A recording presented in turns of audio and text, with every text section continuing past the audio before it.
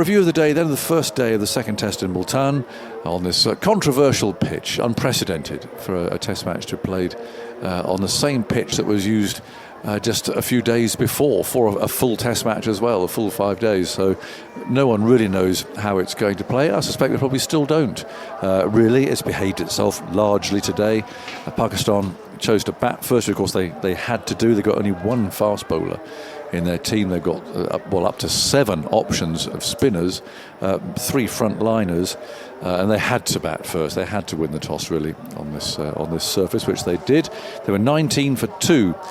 Really quite quickly, Abdullah Shafiq was bowled by Leach. A nice delivery, flat, a bit quicker, pitch middle, hit off. Thanks very much. He was out for 7, 15 for 1. Shah Masood, the captain, rather a lazy flick to mid-wicket where Crawley took the catch off Leach for 3. So 19 for 2. In comes the debutant, who is also, of course, replacing Babar Azam, no less. So some pressure on him too. He's 29 years old. Good first-class record, and it showed actually. He played really, really well to score a century on his debut. 118 he made in the end from 224 balls. He put on 149 with Saim Ayub, the left-handed opener, who made 77. He was caught by Stokes in the offside trap there off Potts. That was 168 for 3. Saud Shakil was very well caught by Smith. He was standing very tight. I mean, one of the features of today was that the ball hardly ever carried through to the keeper from the quick bowlers. The majority of balls bounced at least twice, and some more than that. So the keeper's had a hard day today. So he's standing very close, and he did well to cling on to this one, because this one did carry through off the persevering Cars. Saud Shakil out for 4, 178 for 4. And then a bit of a surprise really, Cameron Gullam, who played so well, charged down the pitch at Bashir, had a great swipe, missed the ball, was bowled for 118. So Mohammad Rizwan might have been out, caught behind for 6. England really should have reviewed the decision. He was given not out by the umpire, which suggests it wasn't a very loud noise, and indeed it was only a little flicker on the ultra edge little device there that shows whether balls made contact with bat or not. So it was clearly just a little light edge. But anyway, he did nick it on 6 off Potts. He's 37 not out now. Salman Agha is 5 not out. And Pakistan are 259 for 5. Bryden Cars' figures, 11 overs, 5 maidens, 1 for 14. Outstanding, really. Steve Finn's alongside me. You've got to convince yourself as a fast bowler when you see the ball dribbling through to the keeper that somehow you just got to keep your chin up, haven't you? I mean, it's not actually what you want to see of a pitch. But didn't he bowl well? He bowled beautifully. He bowled beautifully. He had great intent, actually, and he did it in the first test match with not all that much reward, a couple of drop catches off his bowling. But I think everyone in between the games, and certainly me and you, Aggers, as former fast bowlers, really appreciated the effort and the gusto with which he bowled, and he's carried that into this test match. He looked in great rhythm. He hit a really nice line and length to begin with and made it challenging with the slightly newer ball, and then with the reverse swinging ball he caused problems for the batters, both inside and outside edges. I think all the seam bowlers today actually can be really pleased with their work. I thought Potts and Cars interspersed bowled really nicely through each stage of the innings, and then it was great to see Ben Stokes back with the ball in his hand for his 5-over burst. And 5 overs, no maidens, none for 20 doesn't really tell the true story of the troubles that he began to cause the batters with that reverse swinging ball. I think just reference your point of you turn up to a pitch like this and you wonder what's in it for you. It did just feel like that there would be reverse swing at play because of those 2 dry pitches that they've cut, I think on purpose, either side of the playing surface, that just weren't there. They were lush green grass last week, where when the ball is being defended into either side of the pitch or driven or clipped, when it scuffs, it's its first bounce, when it's got the most force on the ball.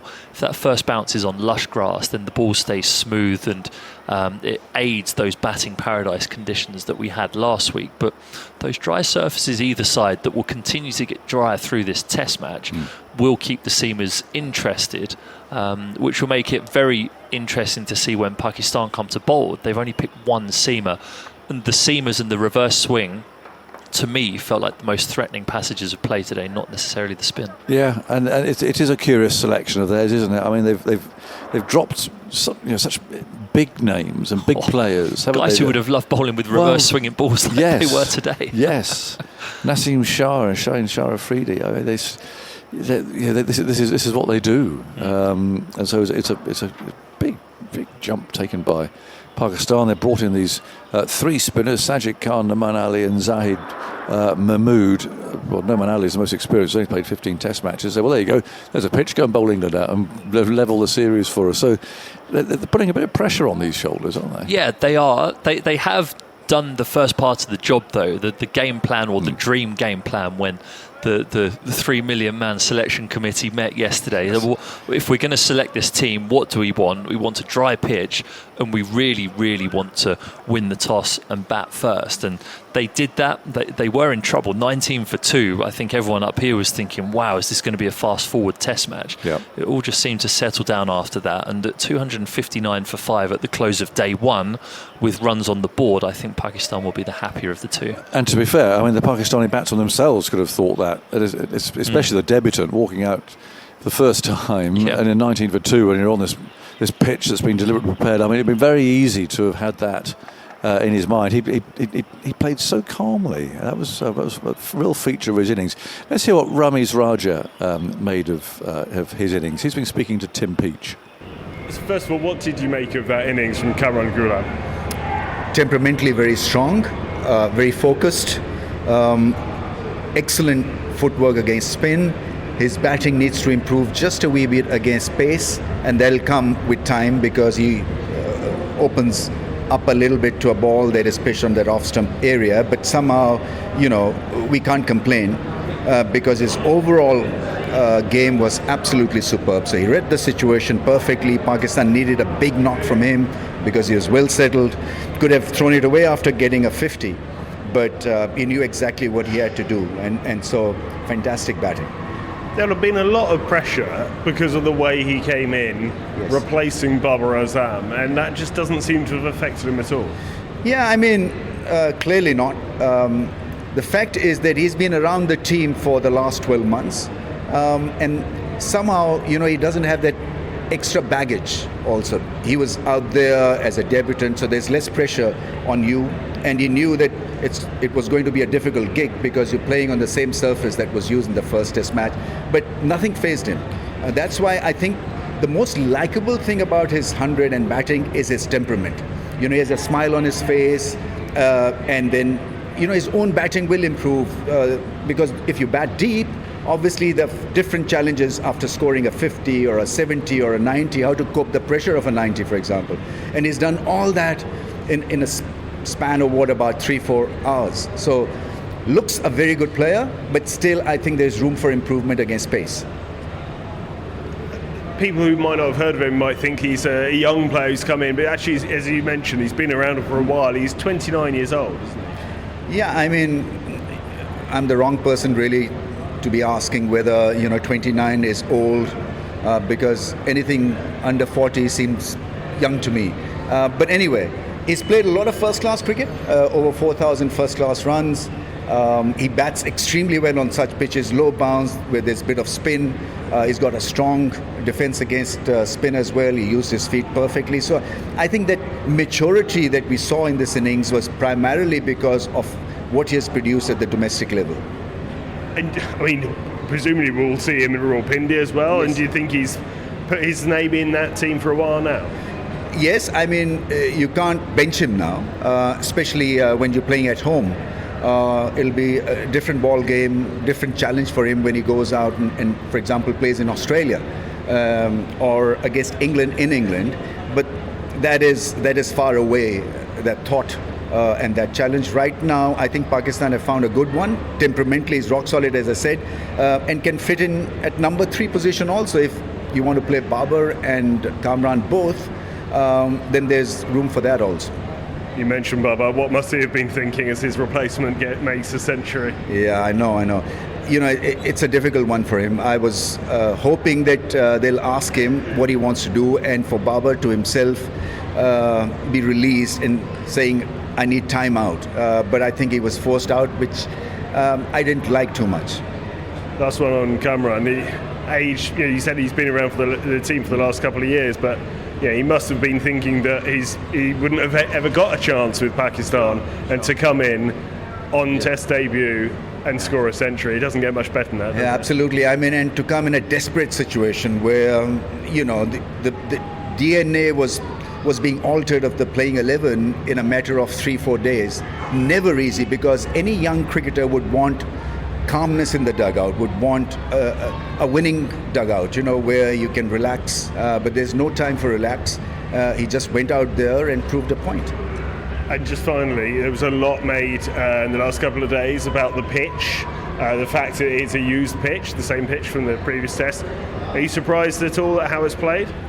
I am a little surprised, because only time will tell once England bat how well this pitch is. But right now, I think it's Pakistan slightly ahead after losing 2 wickets for 19. I was expecting the ball to turn square, but it hasn't. There's still no pace off the surface, especially around that good length. And credit to England for making it tough through their pace. I think England moving forward in this game has a better bowling attack and better bowling options compared to Pakistan. Now, Pakistan, for those spinners to work magic, need to bat exceedingly well in the first innings. So can they bat the entire day tomorrow? Because this pitch looks rock solid. I mean, the ball hasn't really spun.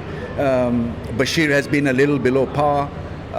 We know that Leach can be devastating, but maybe not on day 2. It is really difficult to call, isn't it, Steve? I mean, that total, given that England haven't batted, and we expect England to bat in a different style, I think. I mean, Pakistan were not attritional there, but they actually they didn't play as England are going to play. England are going to come out and give it a crack, I think, aren't they? Yeah, and put those bowlers under pressure, the less experienced bowlers, and you see a pitch like this that you think might deteriorate, and that's the big question mark for me, is that do we think that this pitch is going to deteriorate enough to make it a minefield where first innings runs on the board are as crucial as when we were all stood there, including me, you, the coaches, Alex, everyone was stood there this morning looking at it going, good Lord, this could be done in 2 days. Yeah. But it hasn't played like that, and it's going to be fascinating to see how this game develops, I think. Right then, Alex, what did you make of England's spin bowling today? Yeah, I think Jack Leach bowled really nicely. He was the most expensive of the lot, but I think he hit the areas that ask questions. I think Bashir, for me, bowled too full, and he bowled too full for a long period of time, and he wasn't threatening. And you think about Bashir has played ahead of Jack Leach all summer. I actually think Jack Leach has probably gone ahead of him again today, and it's that tussle, isn't it? You, me, you. But Jack Leach has been far more consistent with the ball today. I think Bashir, as he was going too full, he tried to correct himself, then he'd go too short. The only difference is between the two, I think Jack Leach tired towards the end, but it was literally his last 2 overs. I think England spinners, yes, Pakistan have been able to score off them, but actually they've not scored too quickly, have they? It's not. No. And they've been threatening at the same time, and it's also, there's been a few loose shots. I think Cameron is going to be up in the dressing room, having fallen for 118, going, what did I do? I came down the pitch to a ball that straightened. It went on with the arm. It was a good length delivery that he didn't need to play that shot to, and he gave his wicket away there. He could have come back tomorrow, and now he can't. You've got to be patient with spinners, haven't we? I mean, Bashir is very young, very inexperienced. Virtually first-class cricket. Yeah. He's played more Test cricket than first-class matches, I think. So he's up against good players, but it's a bit of an indicator today as to what consistency is when it comes to bowling spin. Look, there's a lot of talk on when do you become your best as a spinner, and apparently research says 28 years old. He's miles off that, isn't he? He's just gone 21, so he's got a lot of development, and England have obviously seen something in him, and they're going to stick with him, and I think rightly so. He's not bowled badly at all. I think he's bowled really nicely. He's just bowled slightly too full, that's all. I'd like him to drag his length back a tiny little bit. We're talking 4 or 5 inches or so. It's not much, but I think the way that him and Jack Leach have bowled together today has been really good. Shout out for Jamie Smith, I say, as well, because I bet he's exhausted. I mean, what a pitch to keep wicket on. He's been up, he's just grubbing around. I mean, barely a ball. Well, that's an exaggeration. The majority of balls for the quick bowlers bounce at least twice on the way through to him, and he's there, there's sand and dust and dirt, and he's trying to stop the ball. I mean, it's a horrendous pitch to keep wicket on for a seamer. He's probably got the heels of his hands up to his elbows up in ice, I think, to the amount of times he's just had to parry it forward and stop it going beyond him to the boundary. It was what made that catch actually even more impressive of Saeem Sorry, not of Saeem. It was the left-hander in the middle order that is Saud. called Saud Shakil. Yes. Sorry, I was getting my scorecard up. But yeah, they have to take those steps closer. We saw Joe Root with the helmet on, a wide first slip for a majority of the day there to make sure that if there was an edge that it carried, and Smith was being eked up with him as well. So when that one did scratch the outside edge from Bryden Cast bowling 90 miles an hour, and he had to move sharply to his left with his hands, he couldn't even have any time to move his feet. He just threw his hands towards it and caught a really smart catch going away to his left. So he had to concentrate hard, and I thought he had a good day. Bit of bad luck for Matthew Potts, wasn't there? I mean, I think he was reasonably confident that Rizwan had edged the ball. I mean, it was such a little feathered edge. Joe Root was wearing a helmet at slip, and he said, "No, that wasn't. He didn't nick it." And sure enough, moments later, up on the ultra edge Snicko device, there it is, that little squiggly edge that showed that he did. But you know, he's got some fresh legs coming in here too, which helped. Yes, it did help, and he ran in hard all day. He's the sort of bowler where you like it as a fast bowler who's watching guys bowl in these conditions, people who attack the middle of the crease, guys who run in at the same pace all day. It's really visible. He's a very fit lad. He bowled with great intent, and he was unlucky only to get one wicket. Let's see what he has to say about that and the rest of the day. Matthew Potts has been speaking to Simon Mann. Well, Matthew, sum up that first day. Yeah, I think we created a lot of chances across the course of the day. Perhaps a little bit unlucky on some, but the boys stuck at it really well, and we're kind of pleased where we are now. 260 for 5. Is it sort of quite difficult to quite tell how good a score that is? Yeah, I think you don't tell a score until both teams have batted on it. It hasn't had as many demons in as perhaps that we may have thought. Certainly appeared like it was a little bit flatter than first expected, but no, the lads have chucked in really well, and I'm happy with the position we're in at. Game's in the balance, a couple of early ones in the morning, and then we'll see what it is. So you did expect it perhaps to spin a bit more? I think it did spin. Perhaps it was slow spin, maybe kept a little bit low, but lads stuck to the basics really well and toiled hard in some strong heat today. But like I say, a couple of early wickets in the morning, and we can hopefully run through them. Yeah. Well, how are you feeling after your first day of Test cricket overseas? Yeah, I'm all right actually. It just takes a little bit out of you, the heat, but as long as you get the fluids on board, it's not too bad. Talk about the planning for that wicket that you took today. Yeah, we kind of tried going back into the left-hander from around the wicket, and then Stokesy came to me on a whim and said, why don't we try and go across him just for an over or two with a 7-2 field on the offside and just have a look and see what we can do. And it's all about buy-in with plans. It's never one set in stone way of taking wickets. You've got to be adaptable, so I'm pleased that plan worked out. Yeah, it must be satisfying, isn't it, when something comes off? Yeah, it's very satisfying when a plan comes together, Obviously there's the thought behind the initial plan, but then the execution behind it, kind of got it up there in the right area and trying to get like a little push drive at it. But no, I think if you look across the day, we've tried all sorts of things to try and get wickets and perhaps been a tad unlucky. Well, let's talk about that. I mean, you should have had 2 wickets. The caught behind, the Rizwan caught behind. You appealed. No one else seemed that convinced. What was being said on the field? Yeah, like there was a half decent noise going past the bat. The guys in front of the bat heard the noise, and the guys behind the stumps didn't hear anything. So I think when you go with that, and there's perhaps a little bit of unsure about it, it's probably right to remain on the other side. What was it like when you look up at the big screen, you see the nick? Yeah, it's never nice, them little things like that when you're working hard out there. But we've created chances all throughout the day, and we'll create chances tomorrow as well. Just part of a Durham attack today. I know, almost like a team within a team. Is that a proud day for Durham? Yeah, it's a very proud day for Durham. It's a pleasure to take the field with Ben and Bryden. We kind of graft hard back at Durham, and it's nice to be able to take the field with them guys. Yeah. How did Ben go today? Just the 5 overs. How do you feel he went? How did he feel out there? Yeah, like looking at him, he was moving very well and had great energy on the ball. I think that's a massive tick for him. He came in and bowled a tremendous spell with the reversing ball and could have had 2 or 3 wickets in that. So I think that's massive for us.